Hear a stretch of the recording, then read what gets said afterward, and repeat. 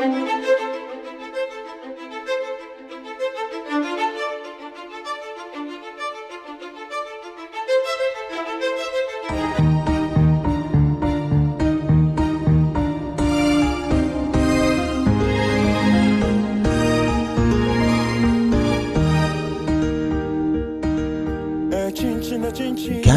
and Suriname, lands of rich cultural heritage and diversity.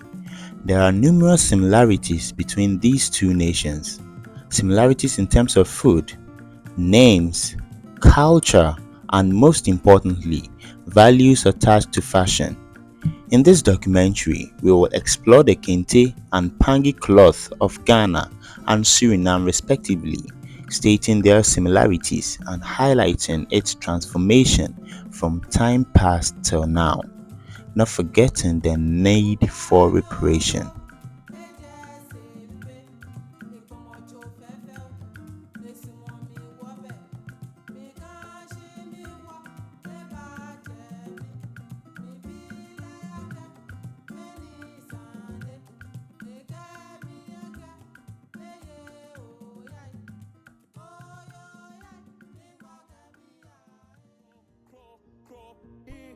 Historically, Kente cloth originated from the Ashanti region of Ghana and is widely accepted as a fashion by royalty among the Akan.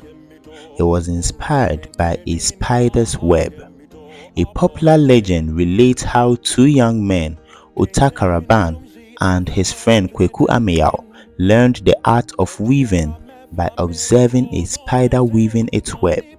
These young men went out one night in the forest to check their traps and came across a spider named Anansi, who had woven a unique and beautifully designed web, and decided to teach them in exchange of some favors.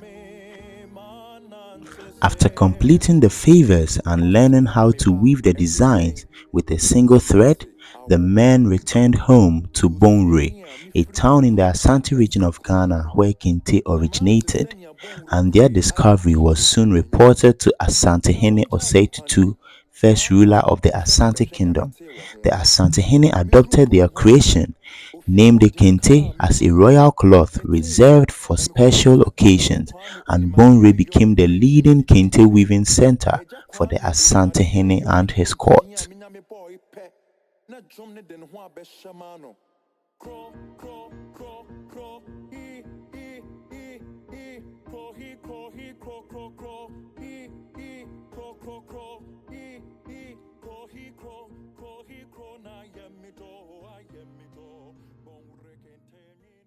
Yo, Malaysia, and for so ye freaky timu and say your Kente festival.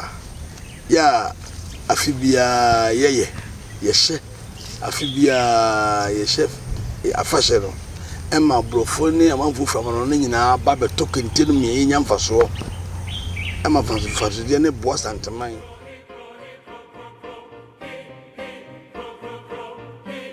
The Kente cloth is made from silk or cotton thread and is woven on a horizontal strip loom, which produces a narrow band of cloth about 4 inches wide.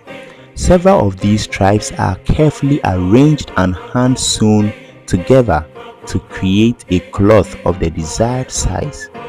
Most Kente weavers are men.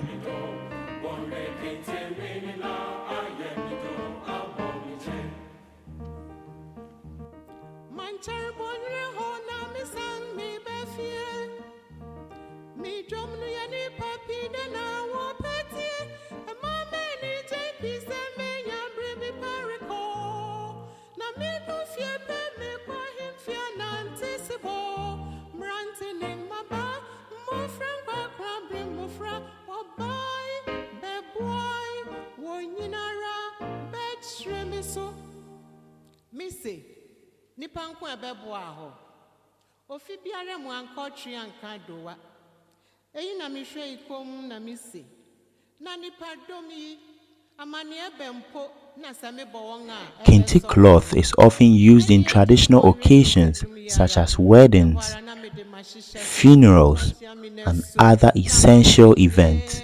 It denotes wealth, power and prestige and is often worn by royalty and other important figures.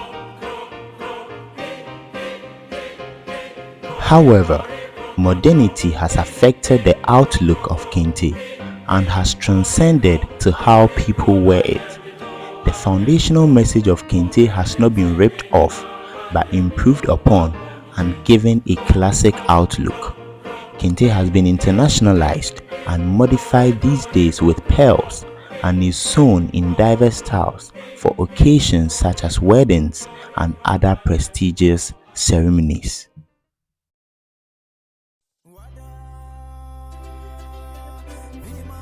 The history behind Pangi lays in Africa.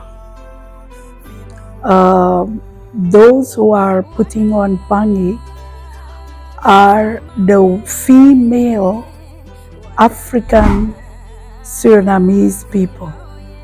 In Africa, they were putting on wraps. A Pangi is a wrap. When you are in a African community, you see women putting on Pangi. But what happened in Suriname, when the people were enslaved, were forced to come into Suriname, they ran away from slavery. They had to put on clothes. They had little pieces of cloth that they brought with them. Sometimes when they go and raid the plantations, or the bags that they had to put on the sugar, they were making sugar in the plantation. You had bags that they had for the sugar to pack them in. They would take sugar with them, and those bags, they would make wraps with it. When they were living in freedom, they were using the Pangi to send a message. And even when they were decorating the Pangi, they were doing flowers, they were putting figures, beautiful figures on the Pangi to make it look good, because you want it to be beautiful in your eyes. So they were using different colors and different figures to bring the message. Even the length of the Pangi, when it's above your knee, meaning you're still a young girl. When it is on top of your knee, it meaning you're an adult young woman. And when you have children, you have babies, you are married, the Pangi, the length of the Pangi will be under your knee to cover the back of your knee. And when you're an old lady, meaning the Pangi will be down the halfway your leg, meaning it is under your knee.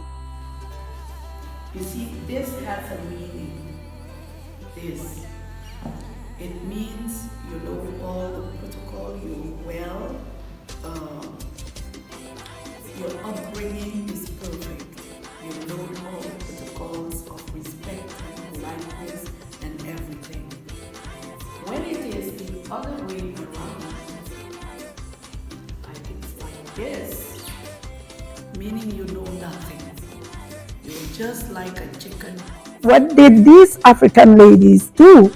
They could not leave the Kente when they were forced out of Africa. So what did they do? They are taking these small pieces of cloth and make it in the shape of the Kente. And then they put it together. As you put the Kente, you have long stretched pieces of the Kente, right? And then you put it together to make it become one piece of cloth. That is what they do as well. It's called a sesente, and you do it with love because it takes time to make it, to cut all these small pieces, put the shape and everything. When you look at it, it looks like it's a real Kente, but these are pieces of cloth that they have mend together to make one whole yard, and they call it a say senti. And that is when you're in love with your husband, you make it for him. You can make it for your mom, you can make it for your elderly people, and you give it to them as a gift, as to show to them how much they mean to you. This is a cultural display with the Pangi wrapped around the waist and the kaikon wrapped around the shoulder.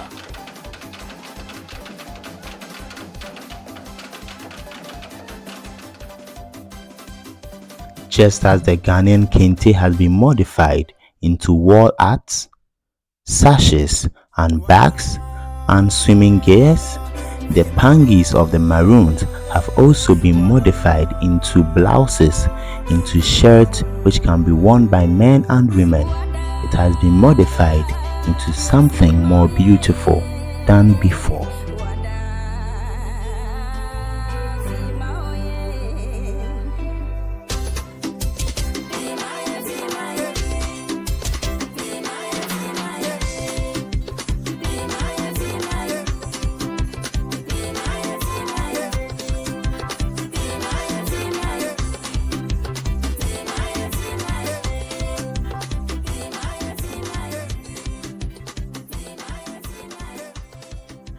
This calls for reparation between Ghana and Suriname.